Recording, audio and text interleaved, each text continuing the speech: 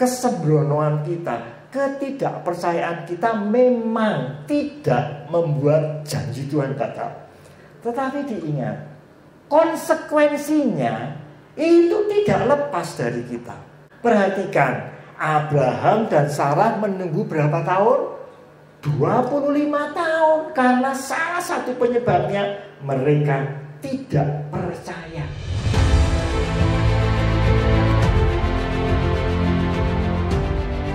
Kejadian 18 ayatnya yang ke-10 dan ke-11. Kita baca bersama dalam hitungan yang ketiga, 2, 3. Dan firman-Nya, sesungguhnya aku akan kembali tahun depan mendapatkan engkau. Pada waktu itulah Sarah, istrimu akan mempunyai seorang anak laki-laki. Dan Sarah mendengarkan pada pintu kemah yang di belakangnya. Adapun Abraham dan Sarah telah tua dan lanjut umurnya, dan Sarah telah mati haid. Kalau Bapak Ibu baca perikopnya, judul perikopnya adalah Tuhan meneguhkan kembali janjinya buat Abraham untuk mendapatkan keturunan. Ini merupakan janji yang ketiga kalinya. Jadi sebelumnya kalau kita teliti, Tuhan itu sudah kasih janji kepada Abraham. Yang pertama kali itu di Kejadian 12. Bapak Ibu bisa baca di sini. Kejadian 12, Tuhan itu hanya kasih janji tetapi secara garis besar saja. Disebutkan di sini, aku akan membuat engkau menjadi bangsa yang besar. Caranya gimana? Tidak disebutkan.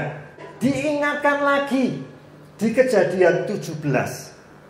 Menariknya, janji yang diteguhkan berikutnya Tuhan kasih clue lebih jelas. Tuhan menjanjikan, aku akan memberikan kepadamu anak laki-laki. Dari sini nanti akan menjadi sebuah bangsa yang besar yang disebutkan di Kejadian 12. Kemudian kita baca satu pasal berikutnya yang kita baca tadi. Tuhan mengingatkan kembali lebih detail, Bapak Ibu Saudara. Yang ketiga ini Tuhan kasih waktunya. Kapan? Tahun depan.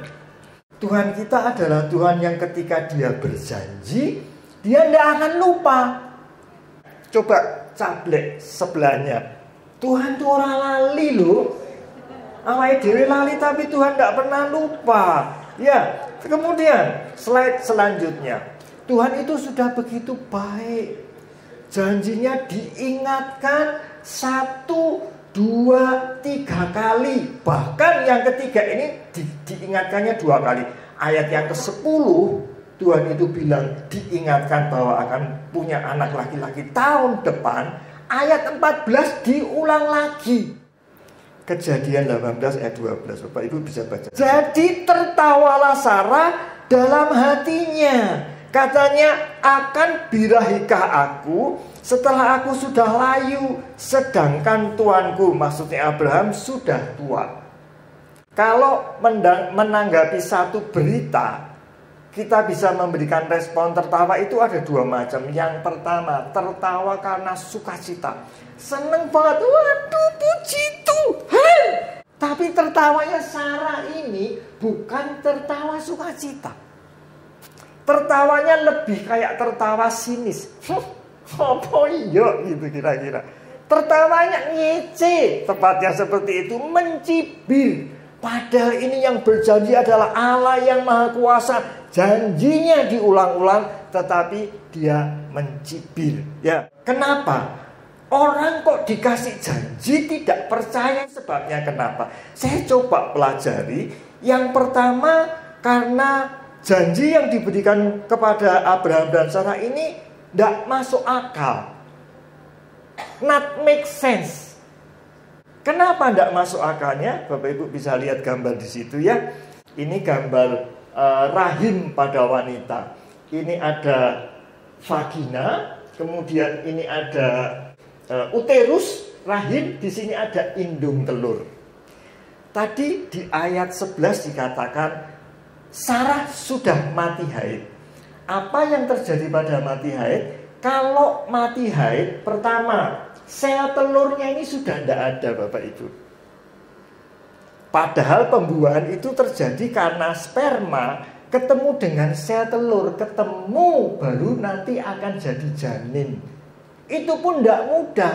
Kadang sudah ketemu ada yang rontok, kadang sudah ketemu ada yang hamil di luar kandungan, macam-macam masalahnya. Nah, Sarah ini sudah tua, sel telurnya saja tidak ada. Faktor yang kedua, dinding rahimnya, ini kan gambarnya tebal ya Bapak Ibu. Dinding rahim yang sehat itu tebal karena dia seperti tanah yang subur. Ketika nanti janinnya sudah jadi, sperma ovum ketemu, dia nempel di situ, dia bisa hidup. Orang yang sudah mati haid, itu dinding rahimnya sama dengan kulitnya. Artinya keriput sudah tipis, seperti tanah yang kering. Yang atas ini saya tulis sperma cek gitu. Kenapa? Karena orang setua apapun laki-laki itu masih bisa memproduksi sperma. Ada 3 bahan baku yang dibutuhkan ketika terjadi pembuahan. 1 ada, 2 tidak ada. Manusia bisa bikin bayi tabung ya. Bahkan cloning manusia itu sudah ada di Amerika. Manusia mengerjakan, menjadikan sesuatu itu butuh bahan. Dokter Danu almarhum itu bisa bikin bayi tabung, tapi dia harus punya sel telur, dia harus punya sperma, dan dia harus punya kandungan yang nanti akan ditanam ketika janin itu sudah jadi. Manusia bikin cloning pakai bahan baku, harus punya DNA orang yang mau dikloning. Entah itu dari kulit, entah itu dari tulang, entah itu dari rambut, bisa jadi. Nah, bedanya Tuhan dengan manusia itu seperti itu Bapak Ibu Saudara. Manusia bikin sesuatu perlu bahan, Tuhan tidak perlu bahan bisa. Masih ingat proses penciptaan ya? Saya bacakan di 1 ayat yang berikutnya ya. Sebab dia berfirman, maka semuanya jadilah terang. Jadilah hewan-hewan tumbuhan. Dia ngomong tok, itu bisa jadi. Ini menunjukkan bahwa Allah itu maha bisa, yang mampu melakukan segala sesuatu yang tidak ada menjadi ada. Amin. Kenapa tidak percaya? Yang kedua saya pelajari. Janji yang pertama dari Kejadian 12 sampai Kejadian yang 18 ini 24 tahun. Bapak Ibu ada yang pernah mengalami enggak? Lama banget nunggu selesai, bosen ya. Sarah dan Abraham juga gitu. Dikasih janji, lah mana buktinya? Lama banget, 1 tahun, 2 tahun, 10 tahun. Diulangi lagi janjinya, lah mana janjinya? Nggak datang-datang. Sampai ketika malaikat Tuhan ini datang untuk mengingatkan janji Tuhan bahwa tahun depan, meskipun lebih spesifik janjinya, Sarah tertawa. Pagi hari ini saya mau bangkitkan kembali iman Bapak Ibu, bangkitkan kembali pengharapan Bapak Ibu Saudara. Saya kasih beberapa sebab. Yang pertama, perhatikan ya, dari kisah ini bahwa ketidakpercayaan Sarah itu tidak bisa menghalangi yang namanya terjadinya, tergenapinya janji Tuhan. Ketidakpercayaan Bapak Ibu Saudara, kalau Tuhan sudah punya rencana, itu tidak ada pengaruhnya. Apakah Tuhan pelin-pelan? Apakah Tuhan pakai standar ganda? Kali ini Tuhan nggak bermaksud Bapak Ibu bingung. Tuhan tidak bermaksud nggak percaya, nggak apa-apa, enggak. Tapi Tuhan mau bermaksud ini loh. Aku yang pegang otoritas. Aku tuh yang berkuasa atas kamu. Ini saya kasih contoh lagi. Bukan Sarah tok loh yang nggak percaya. Di Kejadian 17 disebutkan Abraham juga tertawa. Mungkinkah? Abraham tidak percaya, Sarah tidak percaya.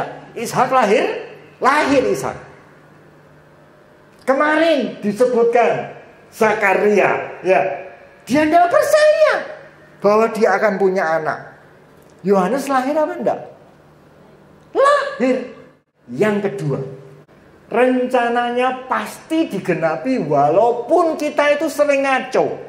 Kalau Bapak Ibu baca di Kejadian 20, ketika dia ngungsi ketemu Abimelekh, dia ditanya, ada Sarah yang cantik, itu siapa toh? Sarah diberikan kepada Abimelekh.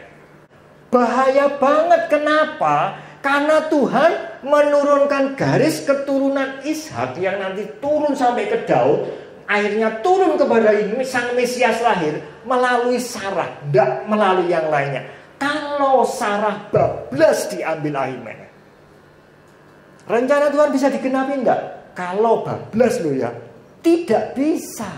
Tetapi dengan berbagai cara Tuhan menolong, akhirnya Sarah balik kembali kepada Abraham.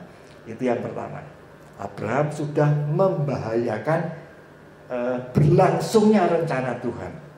Yang kedua, Abraham menghampiri Hagar. Dia disuruh sama Sarah, terus janji Tuhan tidak datang-datang, wes hampiri hambaku itu, nanti kan kamu punya anak dari dia. Seorang laki-laki yang sejati, yang memegang komitmen pernikahannya, mestinya gimana?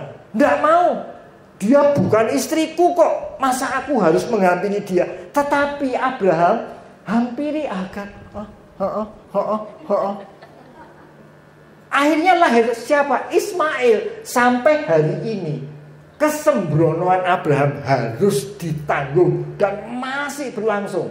Antara keturunan Ismail dan keturunan Ishak selalu saja bentrok. Di Timur Tengah tidak pernah ada yang namanya ketenangan. Ibu hati-hati ya kalau ambil keputusan ya. Jangan sampai keputusan Bapak Ibu membuat sembrono. Lah, tapi apa bedanya Pak Bambang? Sembrono, tidak sembrono, hasilnya sama. Tidak percaya dengan percaya, kok hasilnya sama. Lah mbok wes, ada yang berpikiran gitu? Bapak Ibu ingat ya, kesalahan kita, kesembronoan kita, ketidakpercayaan kita memang tidak membuat janji Tuhan batal. Tetapi diingat, konsekuensinya itu tidak lepas dari kita. Sama seperti kita ketika kita berbuat dosa. Berbuat dosa kan nanti bisa minta ampun, betul. Tuhan Maha Pengampun, betul. Konsekuensi dosamu tidak hilang. Perhatikan, Abraham dan Sarah menunggu berapa tahun? 25 tahun. Karena salah satu penyebabnya mereka tidak percaya.